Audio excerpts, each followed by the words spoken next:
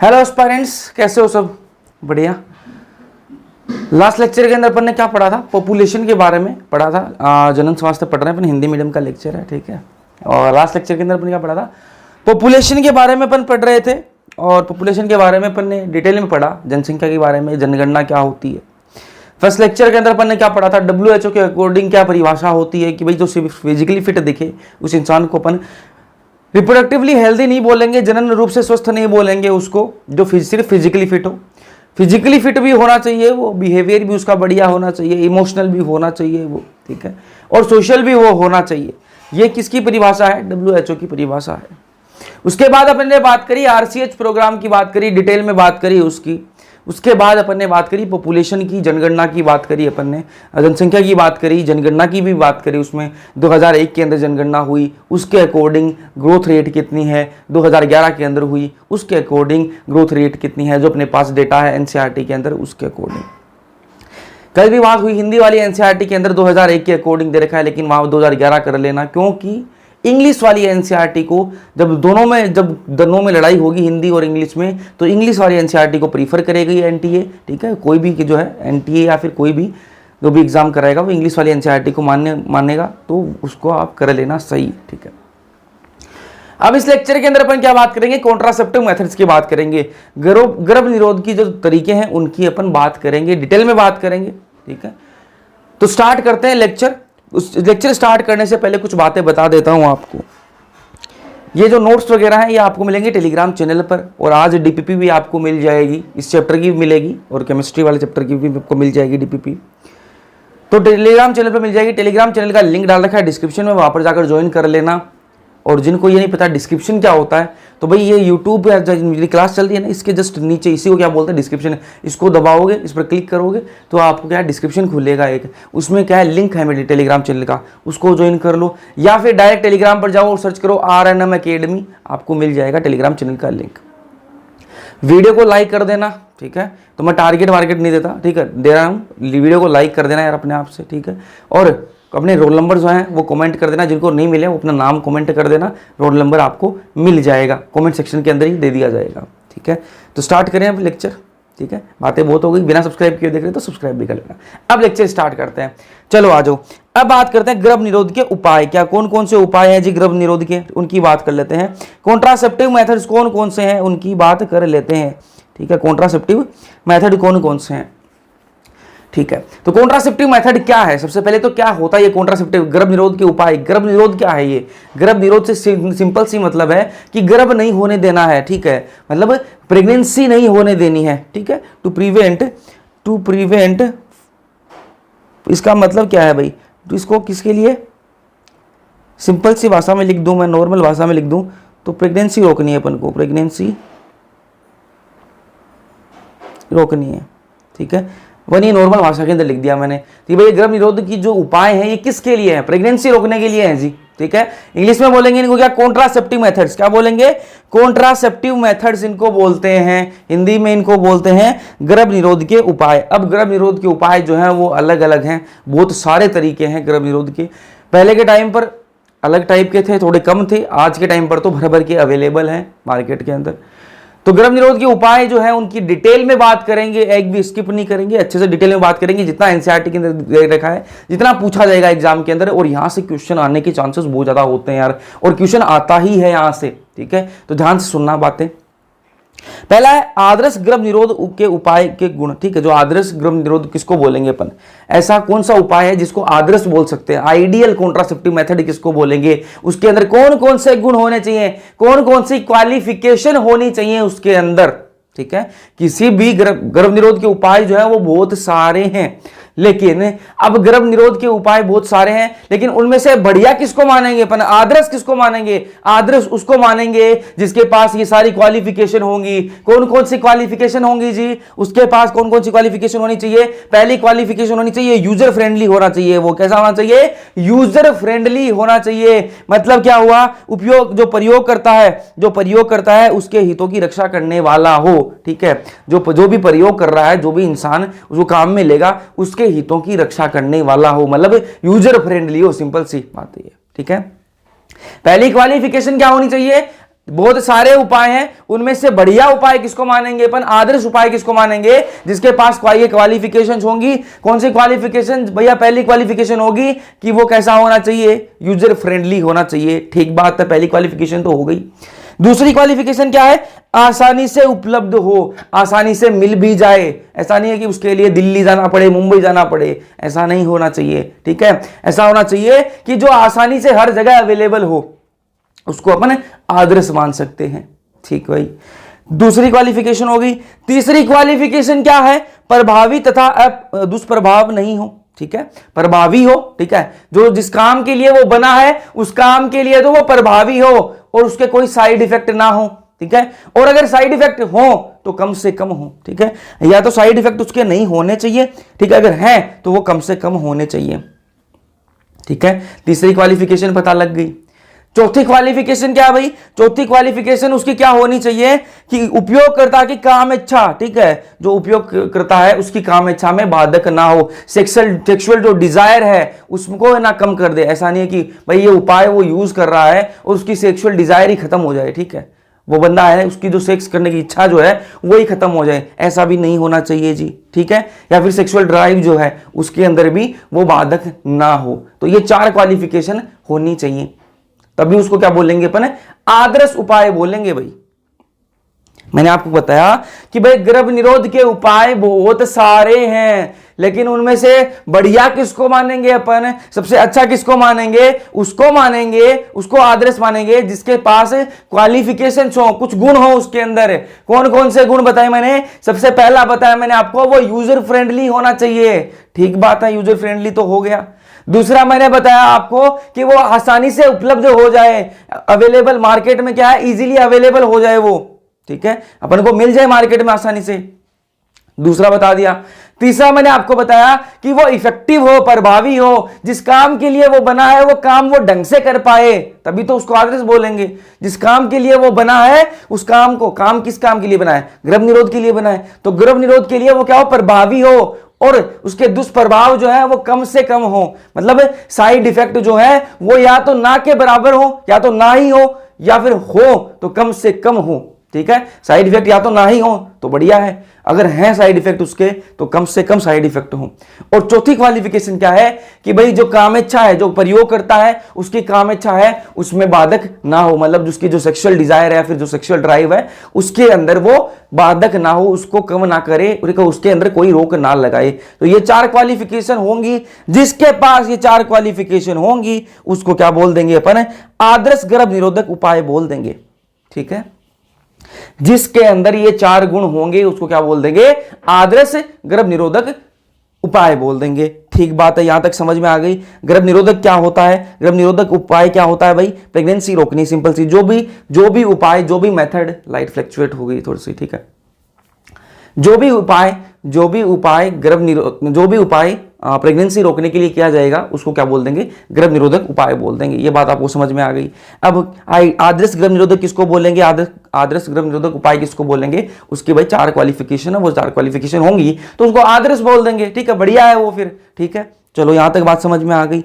अब बात करते हैं, मैंने आपको बताया कि बहुत सारे तरीके के उपाय हैं, तो उनके अपन क्या कर रखा है, क्लासिफाई कर रखा है, वर्गीकरण कर रखा है। तो पहले बात करेंगे कुछ टेम्पररी मेथड है, और कुछ परमानेंट मेथड है, ठीक है। टेम्पररी मेथड क्या है कि भाई उनको टेम्पररी टाइम के लिए अपन को क्या है, मान लो प्रेगनेंसी कुछ टाइम के लिए रोकनी है, ठीक है, प्रेगनेंसी कुछ टाइम के लिए रोकनी है तो अपन क्या है, टेम्पररी मेथड यूज करेंगे, भाई कुछ टाइम के लिए प्रेगनेंसी रोकनी है अपन को तो, ठीक है। लेकिन जो परमानेंट मेथड होंगे, जो परमानेंट तरीके हैं उनमें फिर क्या है, परमानेंट हो जाएगा काम, उसके बाद में क्या है, प्रेगनेंसी जो है आप अगर चाहो प्रेगनेंसी हो जाए, परमानेंट मेथड यूज कर लिया आपने, उसके बाद अगर चाहो कि भैया प्रेगनेंसी हम चाहते हैं तो फिर वो वापस क्या है, रिवर्सिबल नहीं हो सकती, ठीक है। टेम्परेरी मेथड है, वो आपको कुछ टाइम के लिए प्रेगनेंसी नहीं चाहिए तो आप वो यूज कर सकते हो। परमानेंट अगर आपको प्रेगनेंसी नहीं चाहिए तो परमानेंट मेथड यूज कर सकते हो। तो 2 टाइप के मेथड अपन पढ़ेंगे, एक टेम्परेरी मेथड पढ़ेंगे और एक परमानेंट, एक अस्थाई, जिसको क्या है कुछ टाइम के लिए अपन को प्रेगनेंसी नहीं चाहिए भाई तो अपन अस्थाई मेथड है वो यूज कर लेंगे। और अगर आपको परमानेंट ही नहीं चाहिए भाई, ठीक है, अब एक उम्र हो गई, अब बच्चे नहीं करने, प्रेगनेंसी नहीं चाहिए, तो क्या है, परमानेंट मेथड जो है वो यूज कर सकते हो। ठीक है। पहले बात करेंगे अपन टेम्परेरी मेथड की, उसके बाद अपन बात करेंगे परमानेंट मेथड की। तो टेम्परेरी मेथड कौन कौन से हैं उनकी बात कर लेते हैं। तो टेम्परेरी मेथड के अंदर पहला कौन सा है, प्राकृतिक विधि। क्या है, प्राकृतिक विधियों की बात करेंगे, इंग्लिश में नेचुरल मेथड्स। नेचुरल तरीके कौन कौन से हैं, ठीक है, नेचुरल तरीके में बहुत सारे तरीके हैं, उनमें से प्राकृतिक विधि की बात करते हैं सबसे पहले। और प्राकृतिक विधि क्या है, टेम्परेरी मेथड में आता है, ठीक है जी, टेम्परेरी मेथड है, ठीक है। ये बात प्राकृतिक विधियों की बात करेंगे, नेचुरल मेथड्स की बात करेंगे। नेचुरल तरीके कौन कौन से हैं जिनसे प्रेगनेंसी को रोका जा सकता है, ठीक है, सेक्सुअल इंटरकोर्स भी हो जाए और प्रेगनेंसी भी ना हो, ऐसे कौन से तरीके हैं, प्राकृतिक तरीके कौन से हैं, नेचुरल तरीके कौन से हैं, उनकी बात करेंगे। तो सबसे पहला कौन सा है, आवधिक संयम। क्या है, आवधिक संयम, इंग्लिश में पीरियोडिक एब्स्टिनेंस। क्या बोलेंगे, पीरियोडिक एब्स्टिनेंस, आवधिक संयम। नाम से ही पता लग रहा है किसी एक अवधि के लिए, किसी एक अवधि के लिए संयम बनाकर रखना, ठीक है। संयम किस चीज का, सेक्सुअल इंटरकोर्स के लिए संयम बनाकर रखना, मतलब उस एक पीरियड के अंदर, एक अवधि के अंदर, उस समय में आपको क्या करना है, सेक्सुअल इंटरकोर्स जो है वो नहीं करना है, ठीक है। अब वो कौन सा समय है उसकी बात कर लेते हैं। तो माहवारी चक्र के 10वें से 17वें दिन के बीच अवधि के दौरान, ठीक है, बीच की जो अवधि है उसके दौरान मैथुन न करना। मतलब सीधी सी बात है, जो मेंस्ट्रुअल साइकिल है, जो मेंस्ट्रुअल साइकिल है उसका 10वें दिन से, मेंस्ट्रुअल साइकिल के 10वें दिन से 17वें दिन तक के बीच में क्या है, जो बीच का जो टाइम पीरियड है, जो बीच की जो अवधि है, उसमें क्या है, सेक्सुअल इंटरकोर्स नहीं करना है। क्यों नहीं करना है, इसको डिटेल में समझ लेते हैं, आ जाओ जी, ठीक है। मान लो मेंस्ट्रुअल साइकिल चल रही है कितने दिन की, 29 डेज की चल रही है, ठीक है जी, ठीक है, 28-29 दिन की चल रही है, ठीक बात है। अब आप सबको पता है अपन ह्यूमन रिप्रोडक्शन जो है, मानव जनन जो है वो पढ़कर आ चुके हैं, तो आपको यह भी पता है कि भाई 14th डे पर है, ठीक है, जो 14वां दिन है उसमें क्या है, ओव्यूलेशन जो है वो होता है। 14th डे पर क्या होता है जी, 14th डे पर क्या होगा, ओव्यूलेशन होगा, ठीक है, अंडोत्सर्ग होगा 14th डे पर, ठीक है। इसको मैं थोड़ा नीचे लिख लेता हूं ताकि ढंग से समझ में आ पाए, ठीक है। यहां पर क्या होगा, ओव्यूलेशन होगा जी। 14th डे पर क्या होगा, 14th डे पर क्या होगा, ओव्यूलेशन होगा, यह आपको पता है, ठीक है। 28-29 दिन की क्या है, मेंस्ट्रुअल साइकिल चल रही है, उसमें से 14th डे पर क्या होगा, ओव्यूलेशन होगा। तो मतलब 14th डे तो क्या है, खतरे की घंटी है। अगर 14th डे अगर सेक्सुअल इंटरकोर्स किया गया तो भाई बहुत ज्यादा चांस है किसके, प्रेगनेंसी होने के। लेकिन अपन को तो प्रेगनेंसी रोकनी है। अब आपको एक चीज और बता दूं, मैं एक चीज और बता दूं आपको पहले, ठीक है। स्पर्म की जो लाइफ है वो कितनी होती है, स्पर्म की जो लाइफ है वो कितनी होती है, 3 दिन की भाई, कितनी होती है, 3 दिन की। और ओवम की लाइफ कितनी होती है भाई, 1 दिन मान लो, ठीक है। अब देखो मान लो, ठीक है, यहां पर क्या है, 14th डे, ये तो क्या हो गया, आइडियल हो गया, आदर्श हो गया। लेकिन ये 1-2 दिन पहले ऊपर नीचे भी हो सकता है ना, 1-2 दिन पहले ऊपर नीचे भी हो सकता है। तो इधर मैं 2 दिन ऊपर नीचे करूं, इसको मैं 2 दिन ऊपर नीचे करूं इधर, तो क्या है 15 और 16th डे पर तक भी हो सकती है, ठीक है। 15-16 दिन, 15वें दिन, 16वें दिन पर भी हो सकती है। इधर मैं 2 दिन कम करूं तो क्या है 13-12 दिन में हो सकती है, ठीक है। बात हो गई काम की, ठीक है। 2 दिन मैंने ऊपर नीचे कर लिया कि भाई 2 दिन का ऊपर नीचे हो सकता है, मान लिया एक बार। तो क्या है 15वें दिन भी हो सकती है, ऐसा नहीं। 14th डे तो आइडियल है, आदर्श है, लेकिन 15वें दिन भी हो सकता है भाई ओव्यूलेशन, 16वें दिन भी हो सकता है, ठीक है। और 13वें दिन भी हो सकता है, 12वें दिन भी हो सकता है, ठीक है। लेकिन अपन ने तो 10वें दिन से लेकर 17वें दिन तक नहीं कर रहे सेक्सुअल इंटरकोर्स, तो बच गए, प्रेगनेंसी नहीं होगी, खुश हो गए। लेकिन प्रेगनेंसी फिर भी हो सकती है। कैसे हो सकती है जी, कैसे हो सकती है वो बता देता हूं, आ जाओ, ठीक है। मान लो आप सेक्सुअल इंटरकोर्स क्या 10वें दिन, ठीक है, 10वें दिन किया सेक्सुअल इंटरकोर्स, 10वें दिन भी छोड़ो, चलो 9वें दिन किया, ठीक है, 9वें दिन किया, ठीक है। मैंने आपको बोला कि 10वें दिन से 17वें दिन तक तो नहीं कर रहे हैं, लेकिन ये दिन आपने गिन लिए भाई कि 10वें दिन से 17वें दिन अपन को सेक्सुअल इंटरकोर्स नहीं करना है, तो प्रेगनेंसी नहीं होगी। तो सेक्सुअल इंटरकोर्स किया 9वें दिन, ठीक है, 9वें दिन किया तो क्या है, यहां पर स्पर्म जो है वो अंदर चले गए, स्पर्म जो है वो अंदर चले गए 9वें दिन। अब मैंने आपको बताया कि स्पर्म जो है वो 3 दिन तक जिंदा रहते हैं भाई, 3 दिन तक क्या रहते हैं, जिंदा रहते हैं, ठीक है। अब देखो 10वें दिन, 11वां दिन और 12वें दिन मान लो 12वें दिन क्या हो गया, ओव्यूलेशन हो गया, ठीक है। 12वें दिन क्या हो गया, ओव्यूलेशन हो गया, तो क्या होगी, प्रेगनेंसी होगी ना। आपने तो गिन रखे थे 10वें दिन से 17वें दिन तक नहीं करेंगी तो प्रेगनेंसी बच जाएगी, लेकिन वो हो गई क्या, प्रेगनेंसी तो हो गई, ठीक है, फिर आपको दिक्कत। चलो ये बात समझ में आ गई आपको, ठीक है। तो कैसा है ये जो है ना, ये जो अवधिक जो है, ये संयम जो है, ये क्या रद्दी मेथड है, ये बढ़िया मेथड नहीं है, प्राकृतिक तरीका है, ये बढ़िया तरीका नहीं है, इसमें प्रेगनेंसी होने के चांसेस बहुत ज्यादा होते हैं। अब मान लो क्या है, ओव्यूलेशन हो गया, मान लो 16वें दिन, क्या है 16th डे पर क्या है ओव्यूलेशन हुआ, ठीक है। और आपने तो गिन रखे हैं दिन, आपने तो दिन गिन रखे हैं कि भाई 10वें दिन से 17वें दिन तक नहीं करना है, ठीक है। तो ओव्यूलेशन हो गया, ठीक है। आपने 17th डे पर क्या कर लिया, सेक्सुअल इंटरकोर्स कर लिया, ठीक है। यहां पर ओवम जो है वो रिलीज हुआ है, ठीक है। एक दिन की इसकी लाइफ स्पान है, ठीक है, एक दिन ये जिंदा रहेगा, 17वें दिन स्पर्म आया और इसको क्या है फर्टिलाइज कर दिया, तो आपका सारा हिसाब किताब है वो तो बिगड़ गया। आप प्रेगनेंसी तो होगी, आपने तो 10वें दिन का 17वें दिन का हिसाब लगा कर बैठे थे और प्रेगनेंसी हो गई, तो सारा हिसाब किताब बिगड़ गया, ठीक है। और क्या दिक्कत है इसमें, और क्या दिक्कत है, ये मैंने आपको बताई 28 से 29 दिन वाली जो बताई ना मैंने आपको, ये साइकिल तो आइडियल है भाई, ये साइकिल तो आइडियल चलती है, ठीक है। लेकिन महिलाओं के अंदर सबसे बड़ी दिक्कत क्या है, महिलाओं के अंदर ये वाली जो 28-29 दिन की साइकिल तो आइडियल है, आदर्श है, तो महिलाओं के अंदर दिक्कत है इंडिया के अंदर, या फिर मैं तो इंडिया की बात करूंगा, 99.9% महिलाएं ऐसी हैं जिनके अंदर 28 से 29 दिन की साइकिल चलती रही, ठीक है। या तो उनके अंदर 27 दिन की रहेगी, या उनके अंदर 30 दिन की साइकिल है, 32 दिन की साइकिल है, कुछ की हेल्थ थोड़ी वीक है तो 40 दिन की साइकिल चल रही है, ठीक है। हॉर्मोन्स इंबैलेंस है, 35 दिन की साइकिल चल रही है। अब आपने तो 10वां और 17वां दिन गिन रखा है, 10वां और 17वां दिन गिन रखा है, लेकिन साइकिल चल गई कितने दिन की, 32 दिन की चल गई, मान लो चल गई साइकिल कितने दिन की, 32 दिन की, ठीक है। तो 10वां और 17वां दिन भी आपका गड़बड़ हो गया, ठीक है। 10वां और 17वां दिन गड़बड़ हो गया, आपने तो उसे गिन रखे थे 10वां और 17वां दिन और सेक्सुअल इंटरकोर्स कर लिया, और साइकिल कितने दिन की चली, 32 दिन की। वो आपके अकॉर्डिंग वो कौन सा डे है, 10वां या फिर 12वां दिन है, लेकिन वो चला, वो डे कौन सा था, वो 14वां दिन था, ठीक है, 14th डे था, ठीक है। और उस दिन आपने सेक्सुअल इंटरकोर्स कर लिया और क्या हो गया, प्रेगनेंसी हो गई जी, ठीक है। तो ये क्या है, सबसे रद्दी मेथड है, क्या है, सबसे रद्दी मेथड है, नेचुरल तरीका है लेकिन बहुत ही रद्दी मेथड है, ठीक है। मैंने आपको बता दिया पीरियोडिक एब्स्टिनेंस, आवधिक संयम, मैंने आपको बताया कि इसके अंदर क्या करेंगे, माहवारी चक्कर के अंदर 10वें से 17वें दिन के बीच में की जो अवधि है, 10वें और 17वें दिन के बीच की जो अवधि है, इसके दौरान क्या है, सेक्सुअल इंटरकोर्स किया जाएगा, और ठीक है, इसके दौरान सेक्सुअल इंटरकोर्स नहीं किया जाएगा तो क्या है, प्रेगनेंसी होने के चांसेस थोड़े से कम है। बाकी ये क्या है, इसके फेल होने के चांसेस, ठीक है, फेल होने के इस मेथड के, पूरी लिख देता हूं आपको नोट्स में आसानी रहे, इस मेथड के फेल होने के चांसेस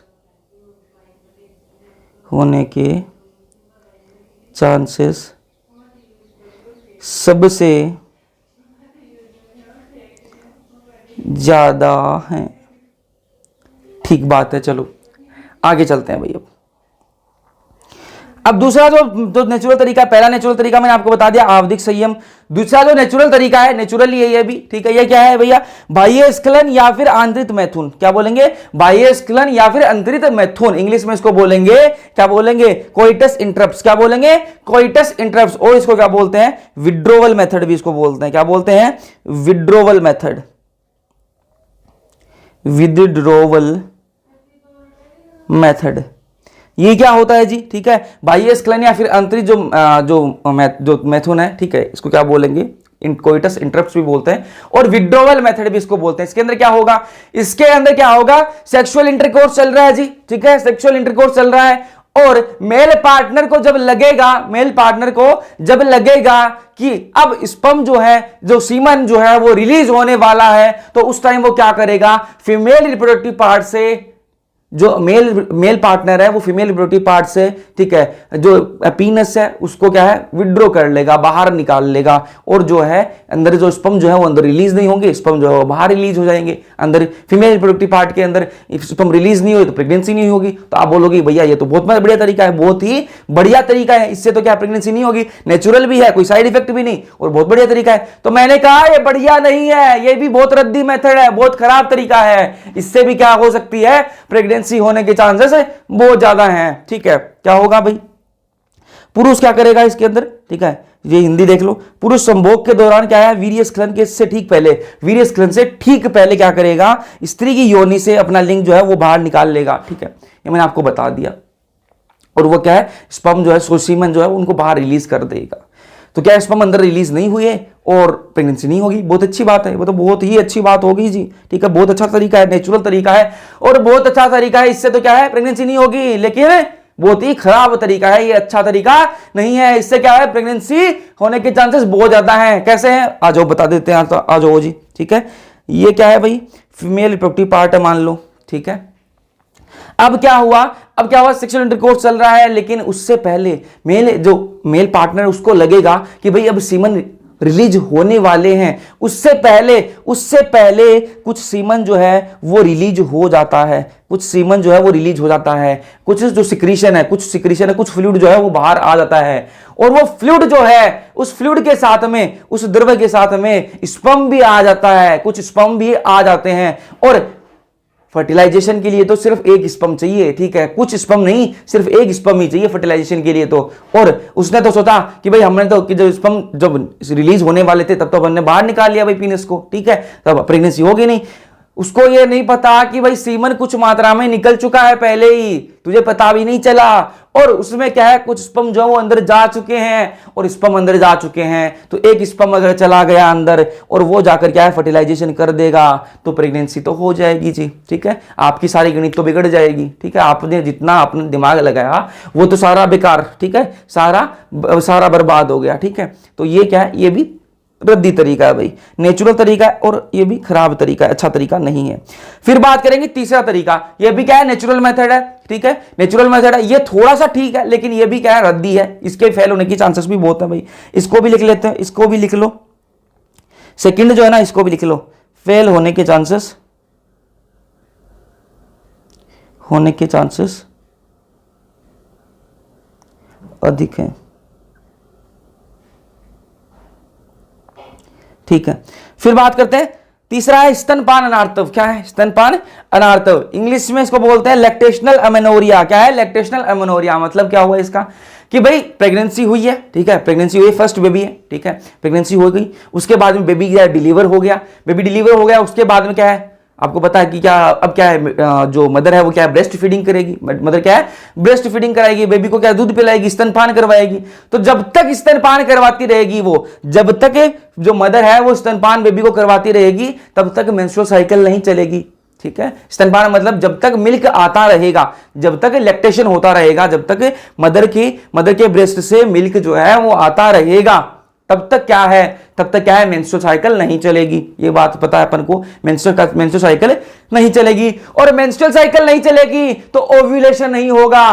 तो आप क्या है, उस टाइम पर जब तक स्तनपान चल रहा है तब तक मेंस्ट्रुअल साइकिल नहीं चल रही, तो ओव्यूलेशन नहीं हो रहा, तो कोई दिक्कत ही नहीं है भाई, ओवम बन ही नहीं रहा, ओवम बाहर ही नहीं निकल रहा, तो कोई दिक्कत ही नहीं है, कैसे सेक्सुअल इंटरकोर्स करो प्रेगनेंसी नहीं होगी, ठीक है। तो ये तो भाई बहुत बढ़िया तरीका बता दिया आपने, ठीक है, ये तो बहुत ही बढ़िया तरीका बता दिया, ठीक है, कि भाई जब तक स्तनपान चलेगा, जब तक जो मदर है उसके ब्रेस्ट से जब तक मिल्क बाहर आता रहेगा तब तक क्या है, मेंस्ट्रुअल साइकिल नहीं चलेगी, और ये चलती क्यों नहीं है उसका भी रीजन बता देता हूं, ठीक है, चलो उसका रीजन बता देता हूं आपको। क्या है, एक हार्मोन है PRL, प्रोलैक्टिन, ठीक है, प्रोलैक्टिन, ठीक है, ये रिलीज होता है, ठीक है। इसकी वजह से क्या होता है, लैक्टेशन होता है, जिसकी वजह से क्या होता है, लैक्टेशन होता है, ठीक है। ये जब तक ये निकलता रहेगा, ये क्या है, जो प्रोलैक्टिन जो है ये बाहर निकलता रहेगा, ठीक है, तब तक क्या है, मिल्क जो है वो बाहर निकलता रहेगा, इसकी वजह से जो मिल्क बनता है, इसी की वजह से मिल्क निकलता है, ठीक है। अब ये क्या है, नेगेटिव फीडबैक भेजेगा किसको, हाइपोथैलेमस को, किसको भेजेगा, हाइपोथैलेमस को, ठीक है, और हाइपोथैलेमस को नेगेटिव फीडबैक भेजेगा, क्या भेजेगा, नेगेटिव फीडबैक,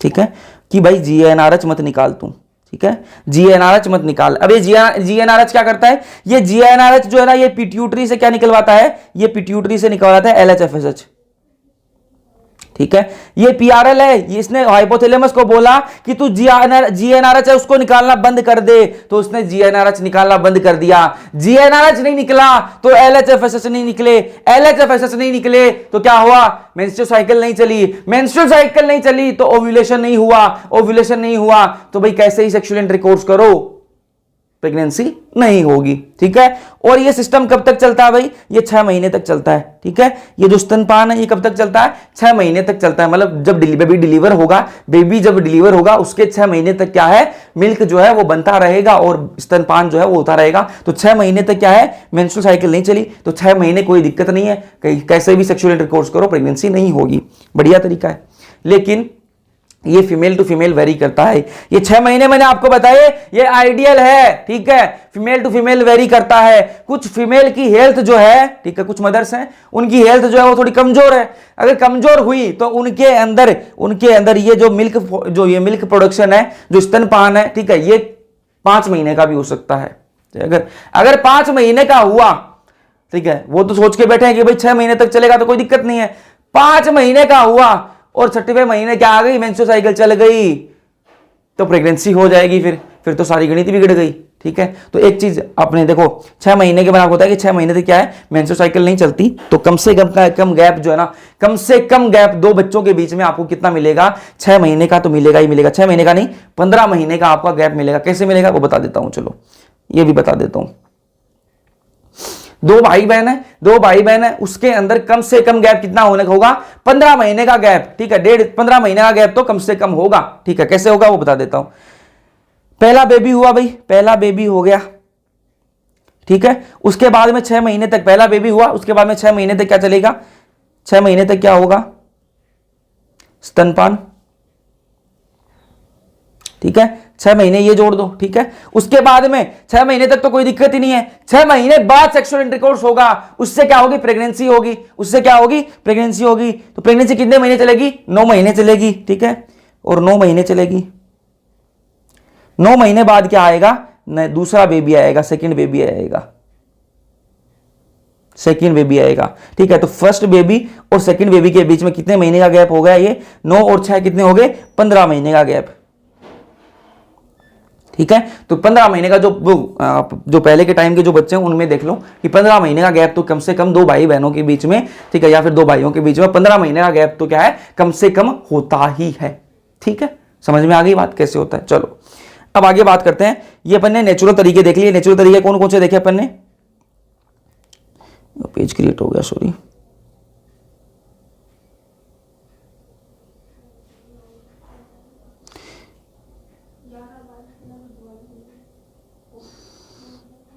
क्या हो गया भाई, चलो यार, पेज डिलीट करना था मेरे को ये।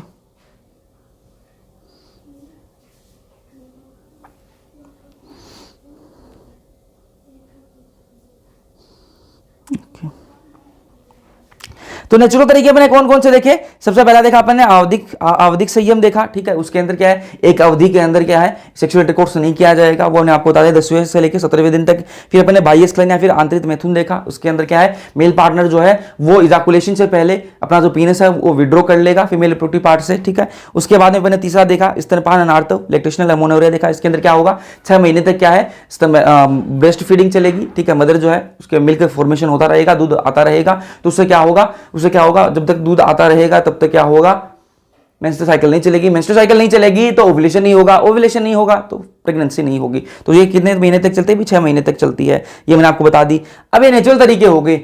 अब बात करेंगे अपन किसकी, रोध विधि की। किसकी बात करेंगे, रोध विधि की बात करेंगे। ठीक है, रोध विधि का मतलब क्या है, इंग्लिश में इसको बोलते हैं बैरियर मेथड। क्या बोलते हैं, बैरियर मेथड। मतलब क्या है, 2 चीजों के बीच में क्या कर देंगे अपन, रोध लगा देंगे। ठीक है, बैरियर लगा देंगे, 2 चीजों के बीच में क्या लगा देंगे, बैरियर लगा देंगे। अब ये 2 चीज क्या है, 2 चीज क्या है भाई, स्पर्म और ओवम के बीच में। ठीक है, किसके बीच में, स्पर्म और ओवम के बीच। ठीक है, ये मैंने लिख रखा है, छोड़ो मैंने लिख रखा है ना, लिख रखा है, क्या लिख रखा है, स्पर्म और ओवम को आपस में मिलने से रोका जाता है। इसमें क्या किया जाता है, स्पर्म और ओवम को आपस में मिलने से रोका जाता है। तो स्पर्म और ओवम के बीच में क्या है, रोध लगा दिया गया, उनको आपस में मिलने नहीं दिया गया। अब स्पर्म और ओवम आपस में मिलेंगे नहीं तो प्रेगनेंसी नहीं होगी। तो बल्ले बल्ले कोई दिक्कत ही नहीं है, प्रेगनेंसी नहीं होगी। ठीक है, तो यही तो चाहिए भाई, यही तो जिसको चाहिए कि भाई मेरे को प्रेगनेंसी नहीं चाहिए तो भाई रोध विधि यूज करो। क्या करो, रोध विधि यूज करो। इसमें क्या होता है, स्पर्म और ओवम को आपस में मिलने ही नहीं दिया जाता है। ठीक है, मिलने नहीं दिया जाएगा होगा तो क्या होगा, प्रेगनेंसी नहीं होगी। ये बात मैंने आपको बता दी। अब रोध विधि के अंदर कौन कौन आते हैं वो देख लो भाई। पहला क्या आता है, कॉन्डम। दूसरा कौन सा आता है, फेम शील्ड। ठीक है, condom, fame shield. Fame shield क्या है, जो फीमेल के लिए कॉन्डम आता है उसको फेम शील्ड बोलते हैं। ठीक है, फीमेल कॉन्डम है ये। ठीक है, और क्या है, सर्वाइकल कैप्स। ठीक है, और क्या है, डायफ्राम, और क्या है, वोल्ट्स। ये क्या है, 4-5 तरीके दे बता दिए मैंने आपको। क्या है, कॉन्डम, फेम शील्ड। ठीक है, उसको फीमेल कॉन्डम को फेम शील्ड भी बोलते हैं, फेमीडोम भी बोलते हैं उसको। ठीक है, और सर्वाइकल कैप हो गया, डायफ्राम हो गया, वोल्ट हो गया। ठीक है, ये किसके अंदर आ गए, बैरियर मेथड है। ये क्या है, बैरियर मेथड, स्पर्म और ओवम को मिलने से रोकेंगे। अब पहले एक एक को पढ़ लेते हैं। ठीक है, पहले बात कर लेते हैं कॉन्डम्स की, बात कर लेते हैं। ठीक है, तो कॉन्डम्स जो है वो पुरुष और महिला दोनों के लिए उपलब्ध है भाई। ठीक है, पुरुष और महिला दोनों के लिए आते हैं। पुरुष के लिए आते हैं उसको बोलते हैं कॉन्डम बोलते हैं सिंपल, और फीमेल के लिए जो आते हैं उसको फीमेल कॉन्डम या फिर फेम शील्ड या फिर फेमीडोम भी उसको बोला जाता है। ठीक बात है, तो ये पहली बात, तो पुरुष और महिला दोनों के लिए आते हैं। ठीक है, ये पतले रबर या लेटेक्स से बना हुआ होता है। ठीक है, किससे बने हुए होते हैं ये जो कॉन्डम होते हैं, ये बने हुए किससे होते हैं, या तो ये रबर के बने हुए होंगे या फिर ये लेटेक्स से, पतले रबर के या फिर ये लेटेक्स के। ठीक है, जब आप ऐड देखते हो ना टीवी के अंदर कि थिनेस्ट कॉन्डम, ठीक है, तो क्या है, पतले रबर से बने हुए होते हैं। और क्या है, पतले रबर से या फिर लेटेक्स से ये बने हुए होते हैं। ठीक है, ये बात पता लग गई आपको कि बने हुए किससे होते हैं। और क्या इनके बारे में खास बात है कि भाई ये डिस्पोजेबल होते हैं। क्या होते हैं, डिस्पोजेबल होते हैं, मतलब यूज एंड थ्रो। एक बार यूज किया, ठीक है, उसके बाद में फेंक दिया, वापस यूज नहीं कर सकते। एक बार यूज किया और वापस इसको फेंक दिया। जैसे डिस्पोजेबल गिलास आते हैं ना, एक बार पानी पिया उसके बाद में फेंक दिया, चाय पी फेंक दिया, वैसा ही इसका सिस्टम भाई। एक बार यूज किया तो वह फेंकना है, उसके बाद में डिस्पोजेबल है। दूसरा इसे क्या है, सेल्फ इंसर्टेड। क्या है, सेल्फ इंसर्टेड। इसको खुद लगाया जा सकता है। ये जो विधि है, जो कॉन्डम है, इसको खुद लगाया जाता है, खुद लगाया जा सकता है। ठीक है, तो सेल्फ इंसर्टेड है तो किसी को पता नहीं चलेगा, किसी को पता नहीं चलेगा तो प्रोवाइड प्राइवेसी, प्राइवेसी भी प्रोवाइड करता भाई। ठीक है, किसी को पता ही नहीं लगेगा। ठीक है, तो प्राइवेसी भी प्रोवाइड है। ठीक है, और क्या इसकी खास बात, इसकी सबसे जो इंपॉर्टेंट बात है वो क्या है, एसटीडी से बचाता है। क्या है, एसटीडी से बचाता है। एसटीडी मतलब सेक्सुअली ट्रांसमिटेड जो डिजीज है, सेक्सुअली ट्रांसमिटेड जो डिजीज है उनसे भी ये बचाता है। ठीक है, मेल और फीमेल जो है उनके जो फ्लूइड जो है, ठीक है, उनके जो द्रव्य हैं वो आपस में कांटेक्ट में नहीं आ पाएंगे। ठीक है, आपस में कांटेक्ट में नहीं आ पाएंगे तो क्या सेक्सुअली ट्रांसमिटेड डिजीज भी जो है वो भी नहीं होंगी। तो ये एक एडिशनल फायदा है कॉन्डम्स का। ठीक है, ये बात मैंने आपको बता दी। चलो अब बात करते हैं किसकी, डायफ्राम्स की, सर्वाइकल कैप्स की और वोल्ट्स की बात कर लेते हैं। ठीक है, तो ये सिर्फ महिलाओं के लिए आता है भाई, ओनली फॉर फीमेल्स। ठीक है, ये सिर्फ ये जो तीन चीज है, ये जो तीनों चीज है ये सिर्फ महिलाओं के लिए आते हैं। ठीक है, फीमेल्स के लिए आएंगे। और ये रबर के बने हुए होते हैं, वो लेटेक्स और रबर दोनों के मिल सकते हैं आपको। ठीक है, या तो रबर के बने होंगे या फिर लेटेक्स के कॉन्डम्स। ठीक है, ये डायफ्राम और सर्वाइकल कैप्स और वोल्ट्स हैं, ये रबर के बने हुए होते हैं और ये रीयूजेबल होते हैं। ठीक है, ये क्या होते हैं, रीयूजेबल। कॉन्डम्स डिस्पोजेबल होते हैं, एक बार यूज किया और फिर फेंक दिया, लेकिन ये डायफ्राम, वोल्ट, सर्वाइकल कैप्स के क्या है, रीयूजेबल है, इनको बार बार यूज किया जा सकता है। ठीक है, बात क्लियर है। तो मैंने आपको रोध विधि बता दी भाई, रोध विधि बताई मैंने आपको। पहले आपको प्राकृतिक प्रतिक्रिया बता दी, दूसरी मैंने आपको रोध विधि बता दी, बैरियर मेथड, जिसके अंदर condom, fame shield, cervical cap और डायफ्राम, वोल्ट, ये अपन ने पढ़ लिए। चलो अब बात करेंगे अपन किसकी, केमिकल मेथड्स की बात करेंगे। केमिकल मेथड्स की, केमिकल के कौन कौन से तरीके हैं, कौन कौन से केमिकल्स हैं, कौन कौन से रसायन हैं, उनकी बात कर लेंगे। ठीक है, तो केमिकल मेथड्स हैं, कौन से हैं केमिकल मेथड्स हैं। ठीक है, केमिकल्स कौन से हैं, तो केमिकल आएंगे उनको क्या बोलेंगे, स्पर्मिसाइडल एजेंट्स। क्या बोलेंगे, स्पर्मिसाइडल एजेंट्स। नाम से ही पता लग रहा है, स्पर्मिसाइडल मतलब जैसे पेस्टिसाइड होता है वैसे स्पर्मिसाइडल इसको बोल दिया। ठीक है, तो ये क्या करता है, स्पर्म को मारता है। ठीक है, ये क्या केमिकल क्या करते हैं, स्पर्म को किल कर देते हैं। जो स्पर्म है उसको किल कर दिया, स्पर्म को किल कर दिया तो वो ओवम के पास जा नहीं पाएगा, पहले ही स्पर्म मर गया, स्पर्म ओवम के पास जा नहीं पाएगा, ओवम के पास नहीं जाएगा तो क्या है, प्रेगनेंसी नहीं होगी। बढ़िया बात है, ये तो बढ़िया बात है। ठीक है, चलो तो ये किस किस के फॉर्म में भाई, क्रीम के फॉर्म में आते हैं ये केमिकल जो है, क्रीम के फॉर्म में आपको मिल जाएंगे, जेली के फॉर्म में मिल जाएंगे, फॉर्म के रूप में भी ये उपलब्ध हैं। ठीक है, मैं आपको बताते क्रीम, जेली, फॉर्म के रूप में उपलब्ध है। अब इन केमिकल्स के अंदर क्या क्या होता है, इन केमिकल्स के अंदर ये जो केमिकल मेथड है इसके अंदर कौन कौन से केमिकल होते हैं उनकी बात कर लेते हैं भाई। ठीक है, तो इसमें सिट्रिक एसिड आता है, ये जो क्रीम, जेली, फोम ही आते हैं ना, इनमें क्या क्या आता है, citric acid, boric acid, zinc sulphate जैसे केमिकल जो है इनमें होते हैं। ठीक है, तो सिट्रिक एसिड, बोरिक एसिड और जो जिंक सल्फेट है, ऐसे इसमें अंदर केमिकल जो है वो होते हैं उन क्रीम्स के अंदर। ठीक है, और उनको यूज करके स्पर्म को मारा जाता है। ठीक है, या फिर उनको जो इनकी जो ओवम को फर्टिलाइज करने की जो क्षमता होती है उसको कम कर दिया जाता है ताकि वो फर्टिलाइज ना कर पाए ओवम को। ठीक है, ये क्या करते हैं, किल करते हैं स्पर्म को, किल द स्पर्म। तो ये मैंने आपको बता दी, क्या केमिकल मेथड बता दिया मैंने आपको। अब बात करते हैं किसकी, चौथी जो है, चौथा जो तरीका गर्भ निरोध का वो क्या है, अंतःगर्भाशय युक्ति क्या है? अंतःगर्भाशय युक्ति इंग्लिश में इंट्रा यूटेराइन डिवाइसेस क्या है? इंट्रा यूटेराइन डिवाइसेस, आईयूडीज की बात कर लेंगे। किसकी बात करेंगे? आईयूडीज की बात करेंगे। तो इंग्लिश में लिख रखा है यार, ये कोई नहीं, इंग्लिश कोई खास नहीं है, ठीक है, नॉर्मल है। चलो, these devices are inserted by doctors और एक्सपर्ट नर्सेस इन यूट्रस। इनको क्या है? डॉक्टर्स द्वारा और जो एक्सपर्ट नर्सेस हैं उनके द्वारा इनको यूट्रस में डाला जाएगा। ये जो अंतःगर्भाशय जो युक्ति है, नाम से पता लग रहा है कि गर्भाशय के अंदर इनको डाला जाएगा। किसके द्वारा? अब गर्भाशय के अंदर खुद तो डाल नहीं सकते भाई, ठीक है, तो गर्भाशय के अंदर किसके द्वारा डाला जाएगा? या तो डॉक्टर डालेगा या फिर जो एक्सपर्ट नर्स होगी वो इनको अंदर डालेगी, ठीक है जी। तो ये किसके द्वारा? डॉक्टर्स और नर्सेस के द्वारा, एक्सपर्ट नर्सेस के द्वारा इनको यूट्रस में डाला जाएगा, ठीक है। आयोडीज इंक्रीज, ये जो आयोडीज होती हैं, ठीक है, ये क्या इंक्रीज करती हैं? Phagocytosis of sperm in the with in uterus. Phagocytosis का मतलब क्या है? बक्षाणु क्रिया, ठीक है। बक्षाणु क्रिया का मतलब क्या है कि भाई स्पर्म को क्या है? मार देंगी बेचारे को। स्पर्म को क्या है? ये मार देंगी। जो आईयूडी है, जो ये आईयूडी है, ये क्या करेंगी? इनको यूट्रस में डाल दिया, ठीक है। डॉक्टर या फिर एक्सपर्ट नर्सेस ने क्या किया? यूट्रस के अंदर डाल दिया। यूट्रस के अंदर डालने के बाद में सेक्सुअल इंटरकोर्स होगा भाई, सेक्सुअल इंटरकोर्स हुआ, स्पर्म आया। स्पर्म को क्या कर दिया इन लोगों ने? ये आईयूडी जो डाली थी अंदर यूट्रस के अंदर, इन्होंने क्या किया? उसको मार दिया। उस स्पर्म को मार दिया तो क्या हुआ? वो ओवम के पास जा नहीं पाएगा क्योंकि वो पहले ही मर गया। ओवम के पास नहीं गया तो फर्टिलाइजेशन नहीं हुआ, फर्टिलाइजेशन नहीं हुआ तो प्रेगनेंसी नहीं हुई। यही तो पंचायत है कि भाई प्रेगनेंसी ना हो, ठीक है। चलो, ये क्या करते हैं? और क्या करते हैं? Suppress sperm motility. या तो उसको मार देंगे या फिर उसकी भागने की जो क्षमता है ना बेचारे की, भागने की जो क्षमता है उसको क्या कर देंगे? कम कर देंगे, सप्रेस कर देंगे।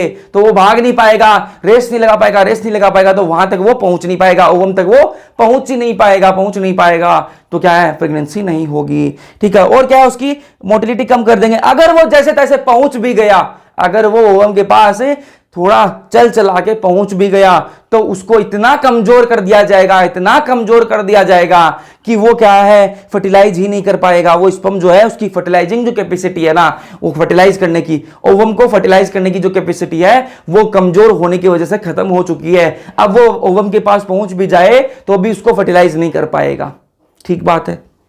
चलो, फिर क्या? आयोडीज आर आइडियल कॉन्ट्रासेप्टिव, ठीक है। अब ये एनसीईआरटी पुराने टाइम की छपी हुई है, तो आईयूडीज को क्या माना गया है? आइडियल कॉन्ट्रासेप्टिव माना गया, आदर्श कॉन्ट्रासेप्टिव मेथड माना गया है, ठीक है।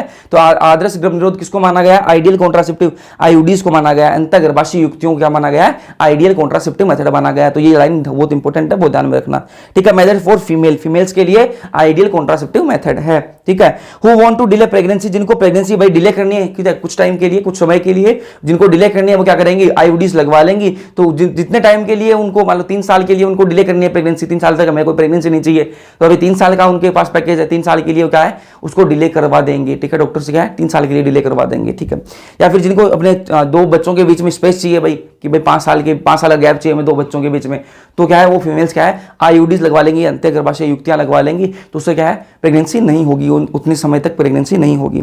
Most widely accepted contraceptive methods in India, और इंडिया के अंदर सबसे ज्यादा यही जो कॉन्ट्रासेप्टिव मेथड जो है, गर्भनिरोध का जो तरीका है वो यही यूज किया जाता है। अंतःगर्भाशय जो युक्तियां हैं वो सबसे ज्यादा यूज की जाती हैं इंडिया के अंदर। चलो, ये बातें हो गई। अब बात करते हैं अंतःगर्भाशय युक्ति के प्रकार। अब अंतःगर्भाशय युक्ति जो है इनके प्रकार क्या क्या है? आईयूडीज के प्रकार कौन कौन से हैं उनकी बात कर लेते हैं। तो सबसे पहला औषधि रहित आईयूडी, कौन सा है? औषधि रहित आईयूडी की बात कर लेते हैं। तो औषधि रहित आईयूडी जो है क्या करती है? Increase phagocytosis of sperm, sperm की क्या है? फेगोसाइटोसिस, बक्षाणु क्रिया जो है उसको बढ़ा देगी, मतलब स्पर्म को बेचारे को कमजोर कर देगी, उसको मार देगी। अब जो स्पर्म जो है उसको मार दिया, ये औषधि रहित जो आईयूडी है, ठीक है, फीमेल ने ये आईयूडी लगवा ली, किसके द्वारा? डॉक्टर या फिर नर्स ने क्या है? ये आईयूडी लगा दी उसके गर्भाशय के अंदर, फीमेल के गर्भाशय के अंदर, ठीक है। अब सेक्सुअल इंटरकोर्स हुआ जी, सेक्सुअल इंटरकोर्स हुआ, स्पर्म गया, स्पर्म को क्या है? इस आईयूडी ने क्या किया? क्या कर दिया? फेगोसाइटोसिस कर दिया, उसको कमजोर कर दिया बेचारे को, ठीक है, उसको मार दिया। अब वो नहीं जा पाएगा आगे तक, ओवम को मिल नहीं पाएगा, ओवम को मिल नहीं पाएगा तो फर्टिलाइजेशन नहीं होगा, फर्टिलाइजेशन नहीं होगा तो क्या है? प्रेगनेंसी नहीं होगी जी, ठीक है। एग्जाम्पल क्या है इसका? एग्जाम्पल है इसका लिपेज लूप। क्या एग्जाम्पल है? लिपेज लूप एग्जाम्पल है। चलो ठीक है, अब बात करते हैं दूसरा क्या है? दूसरी आईयूडी का प्रकार क्या है? ठीक है, वो क्या है? कॉपर मोचक आईयूडी, मोचक मतलब रिलीजिंग, कॉपर रिलीजिंग आईओडी, मतलब ऐसी आईओडी जो कॉपर रिलीज करे, कॉपर निकाले, ठीक है, उसको क्या बोलेंगे, कॉपर मोचक आईओडी, ठीक है। तो ये क्या करती है, release copper ions in uterus, uterus के अंदर कॉपर मोचक आईओडी लगवा ली, ठीक है, तो वो क्या करेगी, कॉपर के आयंस जो है, सीयू आयन जो है वो निकालती रहेगी। और ये कॉपर के आयन जो है ये क्या करते हैं, ये क्या करते हैं, कॉपर के आयन जो है वो क्या करते हैं, स्पर्म आएगा उसको या तो मार देगा, मारेगा नहीं तो उसकी जो मोटिलिटी है, भागने की क्षमता है उसको कम कर देगा, भागने की क्षमता कम कर दी तो वो वहां तक पहुंच नहीं पाएगा, ओवम तक पहुंच नहीं पाएगा। और मान लो वो जैसे तैसे पहुंच भी जाए तो उसकी क्षमता जो है ना, फर्टिलाइज करने की जो क्षमता है उसको क्या है, कम कर दिया गया, अब वो फर्टिलाइजेशन नहीं कर पाएगा, ठीक है। तो क्या सप्रेस करता है sperm, copper release ion copper ion को रिलीज करता है, और ये कॉपर आयन क्या करता है, सप्रेस करता है स्पर्म की मोटिलिटी को सप्रेस कर देता है, कम कर देता है, भागने की क्षमता को कम कर देता है। और अगर वो पहुंच भी जाए तो उसकी एबिलिटी है ना स्पर्म की फर्टिलाइज करने की, ओवम को फर्टिलाइज करने की, वो खत्म हो चुकी है। अब अगर वो पहुंच भी गया तो उससे कुछ नहीं हो पाएगा, ठीक है, उसके बस की बात अब नहीं रही। तो इसके एग्जाम्पल कौन कौन से, एग्जाम्पल बहुत इंपॉर्टेंट है यार, एग्जाम्पल पूछ लेते हैं। पहले का एग्जाम्पल क्या था, लिपेज लूप औषधि रहित का, और कॉपर मोचक आईओडी का एग्जाम्पल क्या है, कॉपर टी, ठीक है, टी शेप का, ऐसी होती है ये, टी शेप की होती है, ठीक है, तो इसको लगा लिया जाता है अंदर, ठीक है। तो किसको बोलते हैं, कॉपर टी, कॉपर की बनी हुई होती है ये, ठीक है, कॉपर टी, एग्जांपल क्या है, कॉपर टी Cu7 मल्टीलोड 375, ये अपने एग्जांपल दे रखे हैं एनसीईआरटी के अंदर, तो याद रखना, कॉपर टी Cu7 और मल्टीलोड 375, ठीक है। अब बात करते हैं हार्मोन मोचक आईओडी, ठीक है, तीसरी जो आईओडी है वो कौन सी है, हार्मोन मोचक आईओडी, मोचक का मतलब रिलीजिंग, तो जो हार्मोन रिलीज करेगी, जो आईओडी हार्मोन रिलीज करेगी, ठीक है, उसको क्या बोलेंगे, हार्मोन रिलीजिंग आईओडी, हार्मोन मोचक आईओडी। तो ये कौन सा हार्मोन रिलीज करती है भाई, प्रोजेस्टेरोन रिलीज करती है, कौन सा, प्रोजेस्टेरोन रिलीज करती है, ठीक है जी, प्रोजेस्टेरोन रिलीज कर दिया इसने। ये प्रोजेस्टेरोन की वजह से क्या होता है, गर्भाशय को जो क्या है, भ्रूण रोपण के लिए क्या है, अनुपयुक्त बना देता है। अगर ज्यादा मात्रा में प्रोजेस्टेरोन निकलेगा तो जो गर्भाशय जो है वो किसके लिए क्या क्या अनुपयुक्त हो जाएगा, भ्रूण रोपण के लिए, इंप्लांटेशन नहीं हो पाएगा, भ्रूण रोपण जो है वो नहीं हो पाएगा, भ्रूण रोपण ही नहीं हो पाया तो क्या है, प्रेगनेंसी नहीं होगी भाई, सीधी सी बात है। और क्या इससे खास, गर्भाशय ग्रीवा को स्पर्म का विरोधी बना देता है, गर्भाशय जो ग्रीवा है, ठीक है, सर्वाइकल जो सर्विक्स है उसको क्या बना देता है, स्पर्म का विरोधी बना देता है। अब वो स्पर्म का विरोधी बन गया तो स्पर्म जो है उसको आगे नहीं जाने देगा, गर्भाशय ग्रीवा से आगे नहीं जाने देगा, तो वो ओवम से नहीं मिल पाएगा, फर्टिलाइजेशन नहीं होगा, और फर्टिलाइजेशन नहीं होगा तो क्या है, प्रेगनेंसी नहीं हो पाएगी, ठीक है। तो कैसे बनाएगा गर्भाशय के लिए, उसको देख लो भाई, ये मान लो क्या है, गर्भाशय ग्रीवा है, ठीक है, यहां पर क्या है, म्यूकस भर देगा, ये प्रोजेस्टेरोन की वजह से यहां पर क्या है, म्यूकस भर जाएगा, तो स्पर्म जो है वो आगे नहीं जा पाएगा। ये जो म्यूकस है, ये जो म्यूकस है,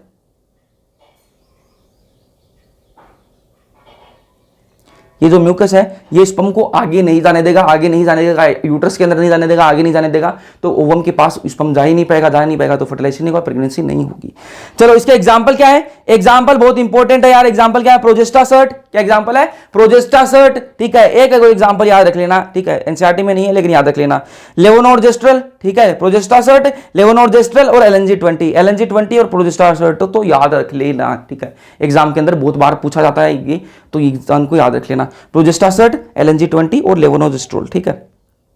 तो ये मैंने आपको बताया आईओडी के 3 औषधि रहित आईओडी, कॉपर मोचक आईओडी, ठीक है, औषधि रहित का एग्जांपल क्या है, औषधि रहित आईओडी का एग्जांपल क्या है, लिपेज लूप, एग्जांपल बहुत इंपॉर्टेंट है। कॉपर मोचक आईओडी का एग्जांपल क्या है, कॉपर टी Cu7 और मल्टीलोड 375, ठीक है, और हार्मोन मोचक आईओडी का एग्जांपल क्या है, प्रोजेस्टासर्ट, लेवोनोर्जेस्ट्रल, LNG20, ये एग्जांपल हो गए।